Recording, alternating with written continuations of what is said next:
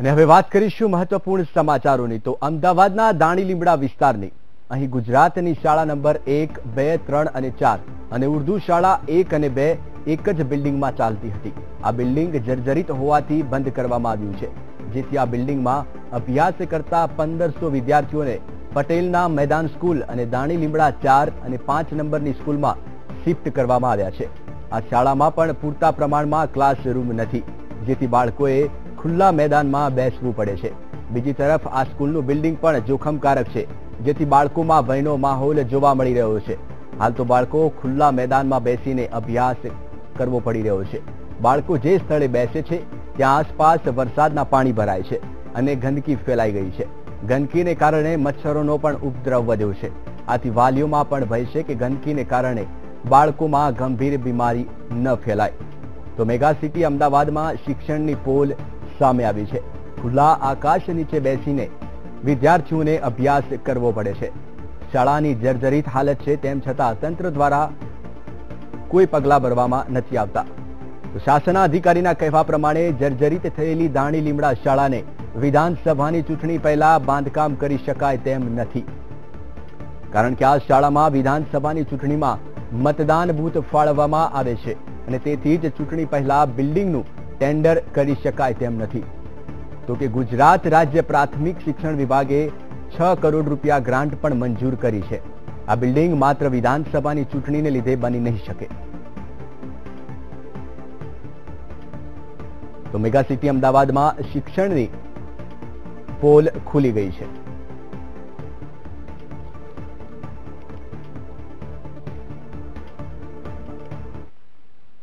વિદ્યાર્થીઓનું ભાવિ અધ્ધરતાલ.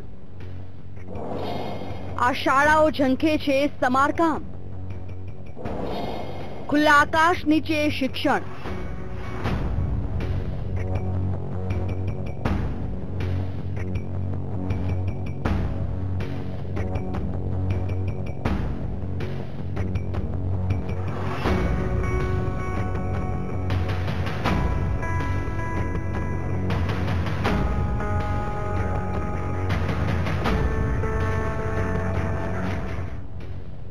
જુઓ આ શાળાને. જર્જરિત હાલતમાં દેખાતી આ શાળા ઝંખી રહી છે સમારકામ. શાળા જર્જરિત હોવાથી વિદ્યાર્થીઓનું શિક્ષણ ચડ્યું છે ખોરંભે.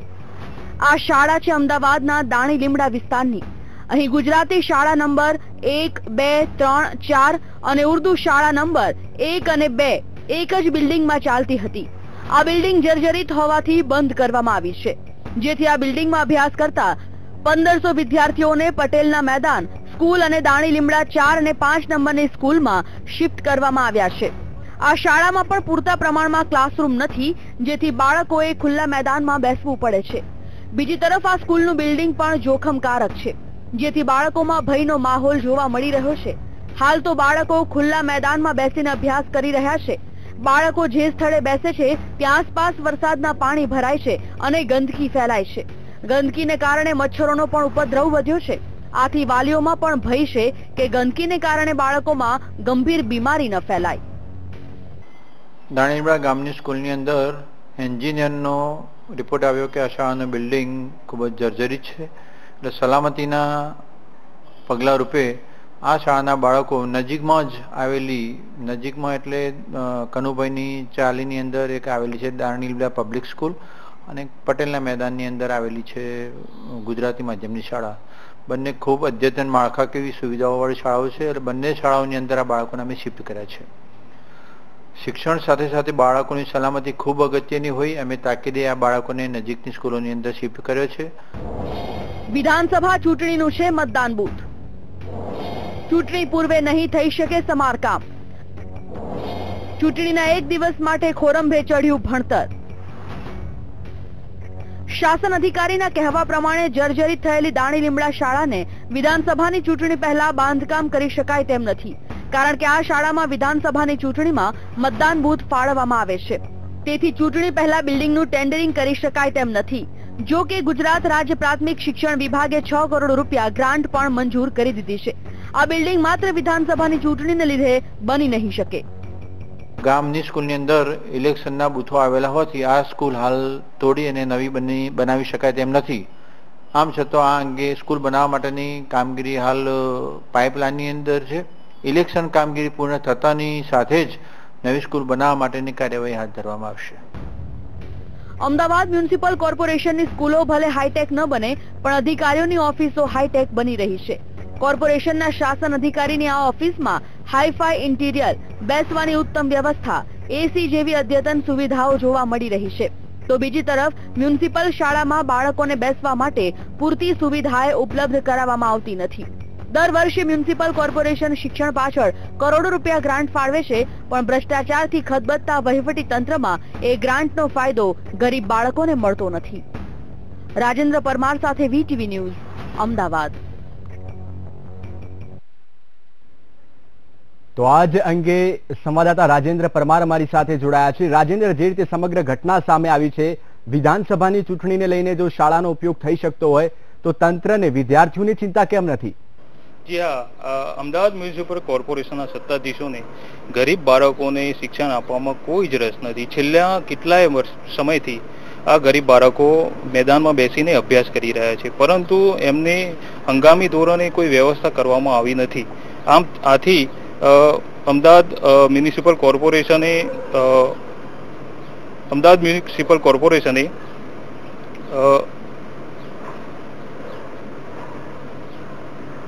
જી રાજેન્દ્ર, જણાવશો. લાગે છે અમારા સંવાદદાતા સાથેનો સંપર્ક તૂટી ગયો છે. તો જે રીતે આપ દ્રશ્યોમાં જોઈ શકો છો કે દાણી લીમડા સ્થિત આ શાળા છે, જેની હાલત જર્જરિત હોવાથી તેમાં વિદ્યાર્થીઓનું ભાવિ જોખમાયું છે. વિદ્યાર્થીઓને અન્ય શાળામાં બેસવાનો વારો આવ્યો છે. ખુલ્લા મેદાનમાં બેસીને વિદ્યાર્થીઓને ભણતર કરવું પડે છે. તો બીજી તરફ સ્થાનિક તંત્રના અધિકારીઓ જણાવી રહ્યા છે કે આગામી સમયમાં વિધાનસભાની ચૂંટણી છે અને મતદાન બૂથ તરીકે આ શાળાનો ઉપયોગ થવાનો છે, જેથી કરીને હાલમાં આ શાળાનું કોઈ સમારકામ થઈ શકે તેમ નથી. આપને જણાવી દઈએ કે જે રીતે સમગ્ર ઘટના સામે આવી છે, જેમાં 1500 જેટલા વિદ્યાર્થીઓનું ભાવિ જોખમાયું છે. સંવાદદાતા રાજેન્દ્ર પરમાર ફરીથી આપણી સાથે જોડાયા છે. રાજેન્દ્ર, જે રીતે સમગ્ર ઘટના સામે આવી છે, તંત્ર દ્વારા શા માટે આ જર્જરિત મકાનમાં કોઈ રિપેરિંગ કામ નથી કરવામાં આવતું? જી હા, તંત્રનું એવું કહેવું છે કે વિધાનસભાના ઇલેક્શન માટે અહીંયા મતદાન બૂથ ફાળવવામાં આવે છે અને આસપાસ બીજી કોઈ સ્કૂલ ન હોવાથી બીજે મતદાન બૂથ ફાળી શકાય તેમ નથી. તેથી આ સ્કૂલ જ્યાં સુધી વિધાનસભાનું ઇલેક્શન પૂરું નહીં થાય ત્યાં સુધી આ સ્કૂલનું કોઈ ટેન્ડરિંગ નહીં થાય અથવા તો એનું ફરીથી કોઈ કામ આગળ ધરવામાં નહીં આવે. તેથી વિદ્યાર્થીઓને જ્યાં સુધી વિધાનસભા ઇલેક્શન પૂરું નહીં થાય ત્યાં સુધી આ રીતે ખુલ્લા મેદાનમાં બેસીને જ અભ્યાસ કરવો પડશે. વિધાનસભા ઇલેક્શન પૂરો થયા બાદ પણ આ બિલ્ડિંગ બનતા 2 વર્ષ જેટલો સમય લાગશે. હાજી. પરંતુ રાજેન્દ્ર, જે રીતે સમગ્ર ઘટના સામે આવી છે, આશરે કેટલા વિદ્યાર્થીઓ છે જેમનું ભાવિ જોખમાયું છે? આશરે 2200ની આસપાસ વિદ્યાર્થીઓ જે હતા, જે આ બિલ્ડિંગમાં અભ્યાસ કરતા હતા, જેમાંથી 1500 વિદ્યાર્થીઓ દાણી લીમડા શાળા નંબર 4 અને 5માં શિફ્ટ કરવામાં આવે છે અને બાકીના વિદ્યાર્થીઓને પટેલના મેદાન સ્કૂલમાં શિફ્ટ કરવામાં આવે છે. હાજી. પરંતુ રાજેન્દ્ર, જે રીતે મતદાન બૂથ તરીકે શાળાનો ઉપયોગ થઈ રહ્યો છે અને તંત્ર દ્વારા એ કારણ આપવામાં આવી રહ્યું છે કે આ શાળાનો મતદાન બૂથ તરીકે ઉપયોગ થવાનો છે, જેને લઈને હાલમાં તેનું કોઈ સમારકામ થઈ શકે તેમ નથી, કેટલું વ્યાજબી કહી શકાય? અમદાવાદ મ્યુનિસિપલ કોર્પોરેશનના સત્તાધીશોને ગરીબ બાળકોને શિક્ષણ આપવામાં કોઈ જ રસ નથી. આ માત્ર એક શાળા નથી, આવી અમદાવાદમાં અનેક શાળાઓ છે જેમાં બાળકોને બેસવાની મુશ્કેલી પડી રહી છે, બાળકોને વાહન વ્યવહાર માટેની મુશ્કેલી પડી રહી છે, બાળકોને શિક્ષકોની પૂરતા પ્રમાણમાં શિક્ષકો નથી, એની પણ મુશ્કેલીનો સામનો કરવો પડી રહ્યો છે. આમ સમગ્ર આપણે જોઈએ તો અમદાવાદ મ્યુનિસિપલના સત્તાધીશોને માત્ર મોટી મોટી જાહેરાત કરવામાં જ રસ છે, ગરીબ બાળકોને શિક્ષણ આપવામાં કોઈ જ રસ નથી. હાજી. રાજેન્દ્ર, જે વિદ્યાર્થીઓ છે, 2200 જેટલા વિદ્યાર્થીઓ કહી રહ્યા છો આપ, એમાંથી 1500 વિદ્યાર્થીઓને અન્ય શાળામાં ખસેડાયા છે, તો બાકીના વિદ્યાર્થીઓને પટેલના મેદાનમાં ખસેડાયા છે. ચોમાસાની સિઝન ચાલી રહી છે, વિદ્યાર્થીઓને હાલાકી ભોગવવી પડી રહી છે, વાલીઓની શું પ્રતિક્રિયા છે? વાલીઓ અત્યારે ચિંતિત એ છે કે આ ચોમાસામાં જે રીતે સ્કૂલમાં પાણી ભરાઈ રહ્યું છે એના કારણે મચ્છરનો ઉપદ્રવ પણ વધી રહ્યો છે. એટલે વાલીઓનું એવું છે કે આ મચ્છરના કારણે બાળકોને ગંભીર બીમારી ફેલાઈ શકે છે અને જેવી રીતે આપણે અમદાવાદમાં રોગચાળો જે રીતે ફેલાઈ રહ્યો છે તેથી વાલીઓ બહુ ચિંતિત બન્યા છે કે અમારા બાળકો સ્કૂલમાં પણ સલામત નથી. હાજી.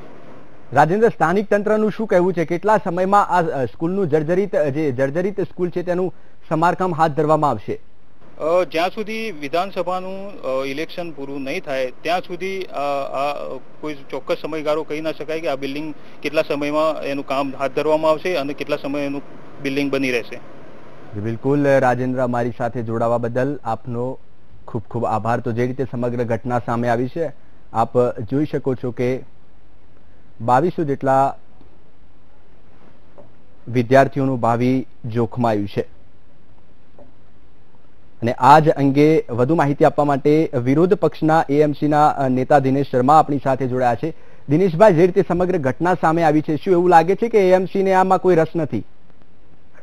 અમદાવાદ મ્યુનિસિપલ કોર્પોરેશનમાં સત્તાધારી ભારતીય જનતા પાર્ટી અને તંત્ર પાસે કોઈ પણ જાતનું આયોજન નથી. ધાણી ખાતે જે સ્કૂલ બંધ કરી દેવામાં આવી છે, પાછળથી એ લોકોને ખ્યાલ આવ્યું કે ચૂંટણી પંચ છે, તેમના વિધાનસભાના ભૂતો છે, એટલે આ બિલ્ડિંગ તોડી શકાય નહીં, નવી બિલ્ડિંગ બાંધી શકાય નહીં, એટલે ટેન્ડર પ્રક્રિયા બંધ કરી છે.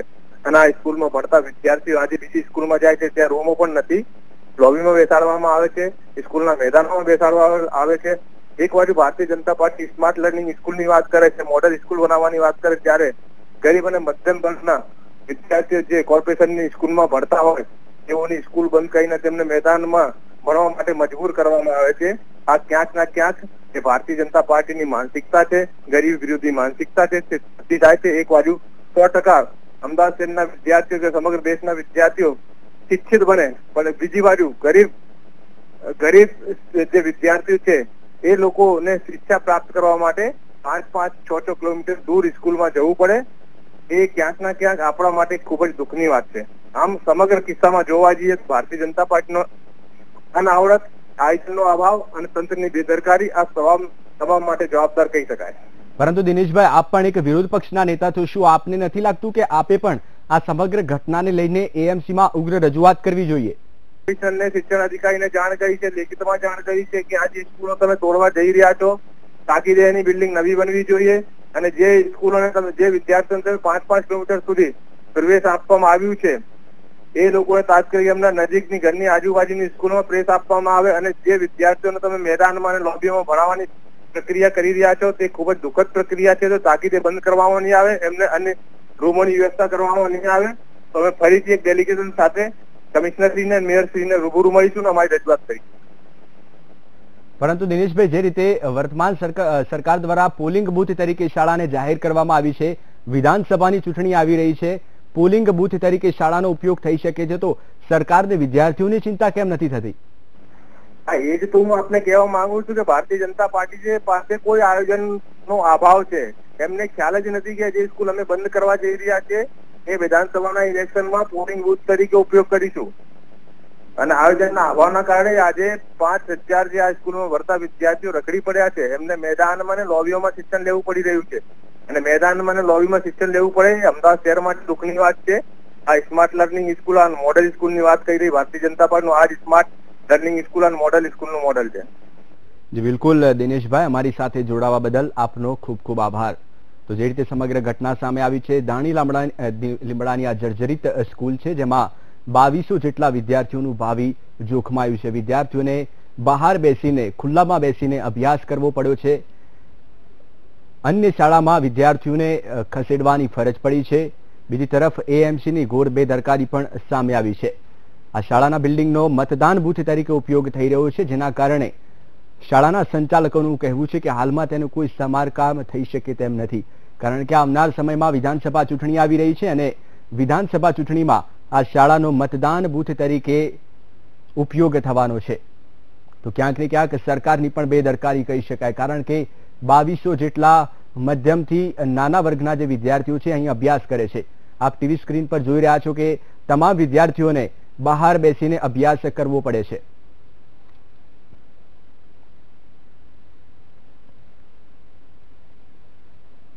તો સમાચારમાં આગળ વધીશું એક